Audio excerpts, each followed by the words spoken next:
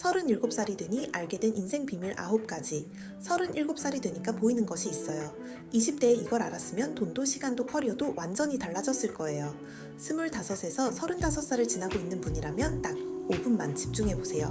매일 10만원씩 잃고 있었어요. 저도 돈 아끼려고 다 직접 하자 주의였어요. 청소, 빨래, 장보기. 그런데 어느 날 계산해봤어요. 시간당 10만원을 벌 수 있는 사람이 매일 1시간 집안일을 하면 1년이면 3,600만원을 잃는 거예요.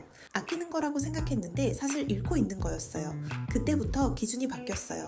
이걸 내가 직접 해야 하나가 아니라 이 시간에 나는 뭘 할수 있나 로. 진짜 절약은 돈을 안 쓰는 게 아니라 내 시간이 가장 비싸지는 곳에 쓰는 거더라고요.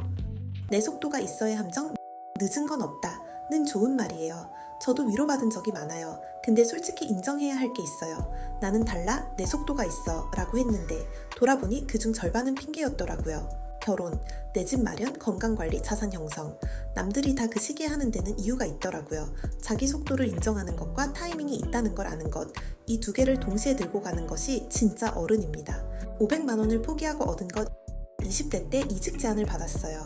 연봉 500만원 더 주는 곳. 솔직히 흔들렸어요. 그런데 결국 가지 않았어요. 지금 있는 곳에서 배울 것이 더 많다고 느꼈거든요.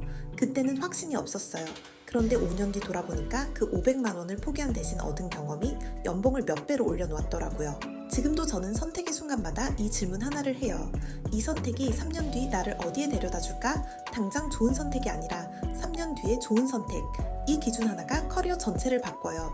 주식 보던 시간을 커리어에 쏟았더니 연봉이 10배 됐어요. 한때 투자에 꽂혀서 밤마다 주식 보고 종목 분석했어요. 연수익률 10% 나오면 잘한 거였어요. 근데 같은 시간을 커리어에 쏟았더니 연봉이 1년에 20에서 30%씩 올랐어요. 수학적으로 비교하면 투자 수익보다 내 몸값을 올리는 게 훨씬 남는 장사였어요. 투자도 중요하지만 순서가 있더라고요.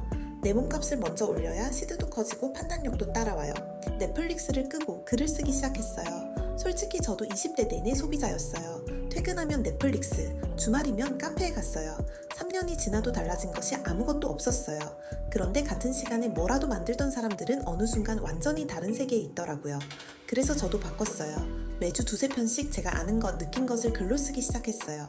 처음에는 아무도 안 봤어요. 그런데 1년 지나니까 팔로워가 수천 명이 됐고 이직 제안이 150건 넘게 들어왔어요.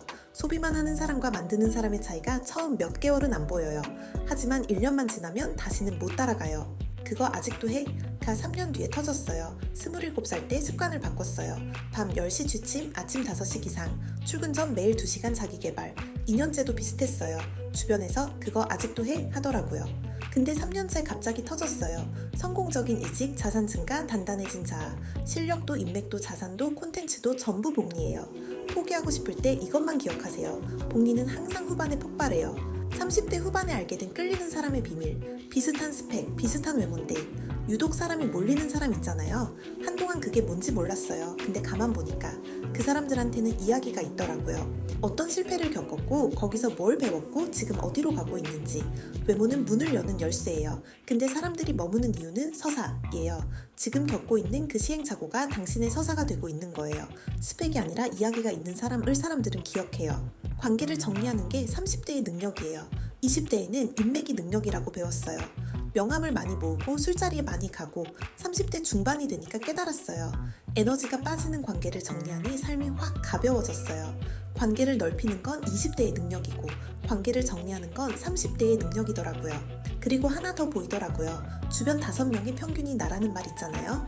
나머지 4명을 합친 것보다 영향력이 큰 1명이 있었어요. 배우자예요. 그 사람과 있을 때 나는 더 나은 사람이 되고 있나요? 이 질문에 망설여진다면 커리어보다 먼저 고민해야 할 게 거기에 있어요. 안 맞으면 바꾸세요. 그게 성장이에요. 5년 전에 잘 맞았던 직장, 관계, 동네. 지금도 맞나요? 사람은 변하는데 환경이 그대로면 열심히 사는데 왜 제자리지? 하게 돼요. 그건 내 문제가 아니에요. 환경이 옛날 버전의 나에 맞춰져 있는 거예요. 안 맞으면 과감하게 바꾸세요. 그 불안함은 잘못된 게 아니에요. 성장하고 있다는 거예요. 지금 이 영상을 끝까지 보셨다면 이미 뭔가 바꾸고 싶다는 뜻이에요. 그게 바로 타이밍입니다. 가장 와닿는 내용이 무엇이었는지 댓글로 남겨주세요.